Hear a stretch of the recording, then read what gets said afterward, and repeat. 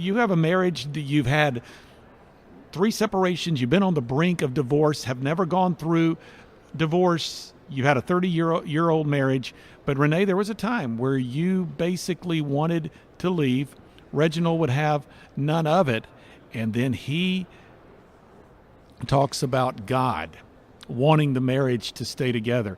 Now, you know, if someone is walking in your shoes and your spouse is talking spiritually to you, making you feel like, well, you're going to break God's will if you go through this, that, to me, that seems like it would be a very uncomfortable position for you. Needless to say, yes. yes. Probably, yeah. It was very uncomfortable, and I, as a result, moved further away from him and further away from God because I didn't want to hear it. It was very difficult at that time for me to face myself and to be, you know, serious with myself and what I was actually doing. So what ended up happening is it was intercessory prayer on his part that made the difference.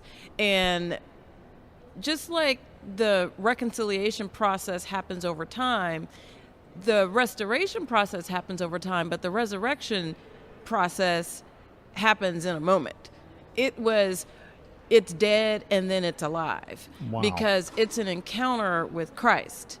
And that's what happened to me. And if, like I said, if it wasn't for, obviously there was prayer, obviously there was love, but forgiveness was a big part of it as well. For me to forgive myself, for him to forgive me, and for us to be able to come together and then be able to communicate.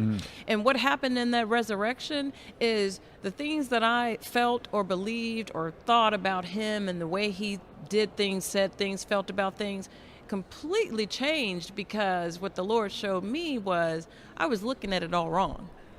See, where a lot of people make their mistake, and I initially, when she told me she wanted a divorce, I went down that path trying to have a spiritual conversation with her. You cannot do that. That is death knell number 1. Yeah. Okay? Yeah. And that's one of the things we talk about in our book. And what the Lord told me was, have the conversation with him. And that's when he started showing me in his word that there is what is called a marriage resurrection, which is just as each of us as believers can remember the day that we accepted Jesus Christ as our personal life. Well, that day, that resurrection is something that occurs in the life of a dead marriage. When you go back and you remind God of the covenant that exists between you and your spouse, and you start asking him about that situation, he will step by step, and we lay that step out in the book on how to bring that spouse back home. Because really what you're doing is you're helping another believer, because that's what you have in your spouse, hopefully, and you're helping that believer reconnect with Christ. That's your focus. I'm helping my brother, my sister get back in with Christ.